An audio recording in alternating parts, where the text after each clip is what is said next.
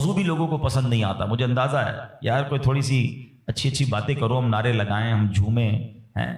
اس موضوع پر زیادہ بات کرنا بھی لوگوں کو پسند نہیں ہے. عجیب کہانی ہے. ایسی حقیقت ہے موت، ایسی ریئلٹی ہے موت کہ جس سے انکار نہیں. دیکھیں ہمارے بہت سارے مذاہب سے اختلاف ہے.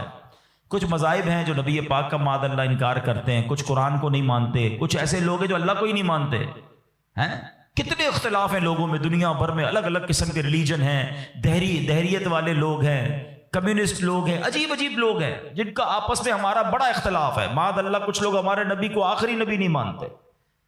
لیکن ایک حقیقت ایسی ہے جو دنیا کا ہر مذہب مانتا ہے، دنیا کی ہر قوم مانتی ہے، دنیا کا ہر بندہ عقل مند ہو یا بے وقوف ہو، جناب پڑھا لکھا ہو یا جاہل ہو، مرد ہو یا عورت ہو، پاکستانی ہو یا امریکی ہو، all around the world everybody must acknowledge that. وہ کیا ہے؟ وہ سب مانتے ہیں کہ موت آ کر رہے گی. کسی کا اختلاف نہیں ہے. کوئی مذہب، کوئی آپ کو دنیا کی قوم ایسی نہیں ملے گی جو کہے نہیں جناب ہمارا ہم نہیں مانتے موت آئے گی. ایوریبڈی، ہر بندہ مانتا ہے. کتنی کمال کی ریئلٹی ہے. اچھا سارے لوگ یہ بھی مانتے کہ پتہ نہیں کب آئے گی. ایک تو ہونا کہ بھائی کچھ لوگ کہتے ہیں ہاں موت آئے گی مگر ہم کو پتہ ہے. nobody knows. کسی کو بھی نہیں پتا کب آئے گی. یہ پتہ ہے آئے گی اور بچ کوئی نہیں سکتا. یہ ایسی ریئلٹی ہے مگر پھر بھی اس پر بات کرنے کے لیے کوئی تیار نہیں ہے. ذرا چار دوست مل کر موت پہ بات کرے کہ یار کوئی اور بات کرو یار.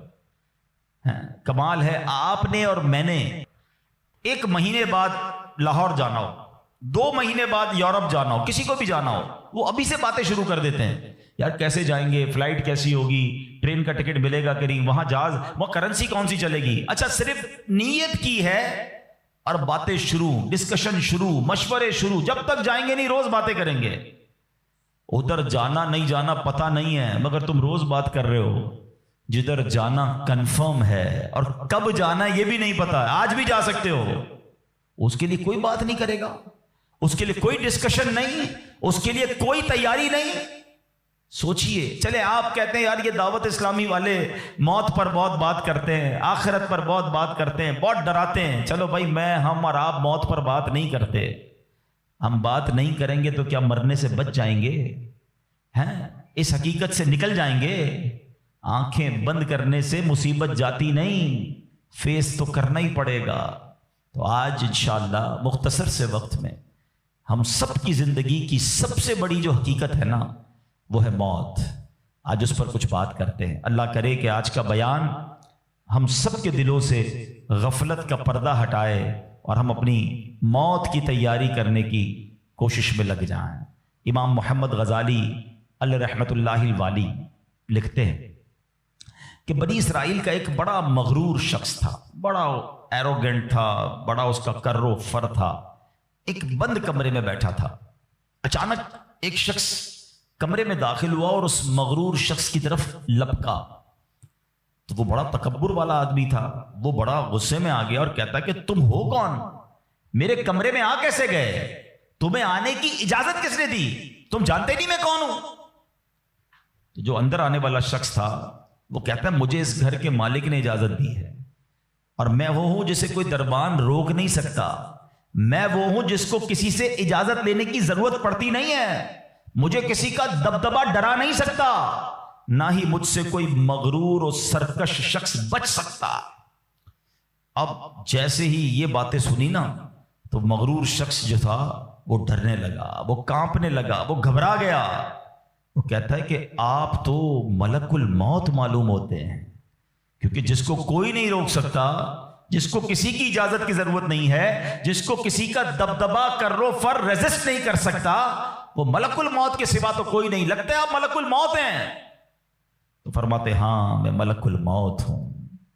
اب وہ شخص تو بڑا گناہگار تھا. وہ رونے لگا، چیخنے لگا کہ حضور تھوڑی سی مہلت دے دیں، کچھ نیکیاں کر لوں، توبہ کر لوں، اللہ کو راضی کر لوں، ابھی میری روح قبض نہ کریں. ہائے ہائے. ملک الموت فرماتے تمہاری سانسیں پوری ہو گئی ہیں، اب تمہیں کوئی ٹائم نہیں ملے گا. اگر تم نے، وہ پوچھتا ہے حضور مجھے کہاں لے جایا جائے گا مرنے کے بعد؟ فرمایا اس مقام پر جہاں تو نے اعمال بھیجے ہیں، اس گھر کی طرف جو تو نے تیار کیا ہے. وہ شخص کہے گا حضور میں نے تو کوئی گھر تیار نہیں کیا، کوئی نیکی آگے نہیں بھیجی۔ ملک الموت فرماتے ہیں پھر تمہیں بھڑکتی آگ کی طرف لے جایا جائے گا، جہاں تمہارے گوشت پوشت وہ آگ نوچ لے گی۔ یہ کہہ کر ملک الموت نے اس شخص کی روح کو قبض کیا، اس کے پورے گھر میں کوہرام مچ گیا، گھر والے رونے لگے۔ اے میرے پیارے اسلامی بھائیوں، یہ واقعہ ہم سب کو کیا سکھا رہا ہے کہ جب موت آنی ہے نا، جب وہ وقت آ جانا ہے تو پھر ایک منٹ بھی آگے پیچھے نہیں ہو سکے گا، کوئی اس کو ڈیلے نہیں کر سکے گا، بلکہ جس حالت میں ہوں گے نا اسی حالت میں روح قبض کر لی جائے گی۔ ہماری موت کا وقت لکھا ہے، مقام بھی لکھا ہے، یہ چینج نہیں ہو سکتا۔ اگر موت سمندر میں لکھی ہے تو $2.5 لاکھ دے کر بھی بندہ وہاں پہنچتا ہے جہاں موت لکھی ہے۔ اگر موت کشتی سے ڈوب کر ہونا لکھی ہے تو 22 لاکھ دے کر بھی سینکڑوں لوگ ہمارے وطن سے جاتے ہیں اور ان کی موت یورپ کے سمندر میں جا کر ہو جاتی ہے۔ اللہ پاک جو بھی ان میں مسلمان ہیں سب کی مغفرت فرما، مگر میں نے اور آپ نے اس سے عبرت کیا لی کہ بندہ وہاں پہنچے گا جہاں اس کی موت لکھی ہوئی ہے۔ ایک بار حضرت سلیمان علیہ نبینا علیہ الصلوۃ والسلام کی بارگاہ میں ایک شخص بیٹھا تھا۔ آپ کی بارگاہ میں ملک الموت آیا اور اس شخص کو ذرا گھور کے دیکھنے لگے، واپس چلے گئے۔ وہ شخص کہتا حضور یہ کون تھے جو آئے تھے اور مجھے گھور کے دیکھ رہے تھے؟ فرمایا یہ ملک الموت تھے۔ کہتا حضور لگتا ہے میری روح قبض کرنے والے ہیں، آپ مہربانی کریں، آپ کی تو ہوا پر حکومت ہے، آپ ہوا کو حکم دیں کہ ہوا مجھے اڑائے اور مجھے ہندوستان لے جائے۔ حضرت سلیمان بیت المقدس کے علاقے میں رہتے تھے نا، آپ نے وہ حکم فرمایا، ہوا نے اس بندے کو اٹھایا اور ہندوستان پہنچا دیا۔ کچھ دنوں کے بعد پھر ملک الموت آیا حضرت سلیمان علیہ السلام کی بارگاہ میں۔ آپ نے فرمایا تم میرے ساتھی کو کیوں گھور رہے تھے جب آئے تھے تو؟ کہ میں حیران تھا کہ میرے پاس یہ لکھا ہوا تھا اللہ کی طرف سے کہ تھوڑی دیر بعد مجھے اس کی روح ہند میں قبض کرنی ہے، اور وہ آپ کے پاس بیٹھا ہوا تھا۔ اللہ اکبر۔ حضرت سلیمان نے کہا میں نے ہی تو حکم دیا، اور ہوا نے اسے ہند پہنچایا، اور جب وہ ہند پہنچا تو پرٹیکولر ٹائم پر اسی مقام پر اس کی روح کو قبض کر لیا گیا۔ ہائے ہائے ہائے، یہ ہے میری اور آپ کی حقیقت۔ دوڑتے رہتے ہیں، بھاگتے رہتے ہیں، پلاننگ ہے کہ ختم نہیں ہو رہی، فکریں ہیں کہ ختم نہیں ہو رہی، ہر وقت بیٹھے ہیں اگلا پلان کیا ہے، 5 سال کا، 10 سال کا، ایک دکان ہے تو 2 دکانیں، ایک گھر ہے تو 2 گھر، بڑا گھر، ہوادار گھر ہے، نوکری ہے تو کاروبار کرنا ہے، ملک سے باہر جا کر جناب پیسے کمانے، یہی سوچ ہے بس۔ اس پورے شیڈول میں موت کہاں ہے؟ اس پوری تیاری میں موت کہاں ہے؟ ایک دن ہوگا کہ اچانک اچک لیے جائیں گے۔ سیٹھ جی کو فکر تھی ایک ایک کے 10 کیجئے، موت آ پہنچی کہ حضرت جان واپس کیجئے۔ اور آپ کو پتا ہے جس عالم میں میں اور آپ ہوں گے، بڑی میں اہم بات کرنے جا رہا ہوں، یہ آپ نے دیکھا نا کہ حضرت سلیمان نے حکم فرمایا تو ہند پہنچا، کوئی کشتی میں تھا اس کی موت وہاں تھی، کوئی سمندر پانی کے اندر ہزاروں فیٹ نیچے جانا تو اس کی موت وہاں لکھی تھی۔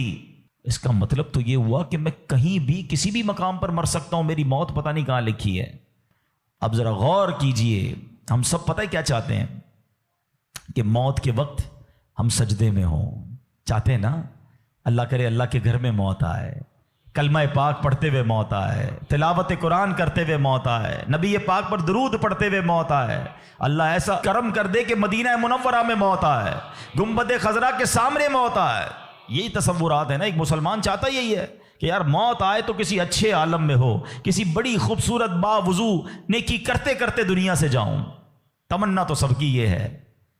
اچھا مجھے ایک بات کا جواب دیں، یہ کیسے ممکن ہے کہ کوئی بندہ صبح سے شام تک نماز نہ پڑھے اور کہے موت سجدے میں آئے، صبح سے شام تک مسجد میں نہ آئے اور تمنا یہ کر رہا ہے کہ مسجد میں موت آئے، باوضو رہتا ہی نہیں ہے تو کیسے امید رکھ رہا ہے کہ باوضو موت آئے، قرآن کھول کر پڑھتا ہی نہیں ہے تو کیسے امید کر رہا ہے کہ تلاوت کرتے کرتے موت آئے؟ جو صبح و شام گالیاں دیکھتا ہے کیا اس کو ڈر نہیں لگتا کہ گالی دیتے دیتے موت آ سکتی ہے؟ جو شراب پیتا ہے اس کو ڈر نہیں لگتا کہ شراب کے نشے میں موت آ سکتی ہے؟ جو بدکاری کرتا ہے اس کو ڈر نہیں لگتا کہ بے حیائی اور بدکاری کرتے ہوئے موت آ سکتی ہے؟ جو تاش کھیلتا ہے، جوا کھیلتا ہے، اس کو ڈر نہیں لگتا کہ مرتے اسی وقت میں تاش کھیل رہا ہوں گا اور مجھے موت آ گئی؟ تو میں نشہ کر رہا ہوں، مجھے موت آ گئی، میں بے حیا اور بدکاری کہ بری بری باتیں ٹیلی فون پر ساری رات کر رہا ہوں، اس وقت موت آ گئی، ملک الموت کو منع نہیں کر سکو گے کہ میں غلط کام کر رہا ہوں، ٹائم دے میں توبہ کر لوں، نہیں، جو سجدے میں ہوگا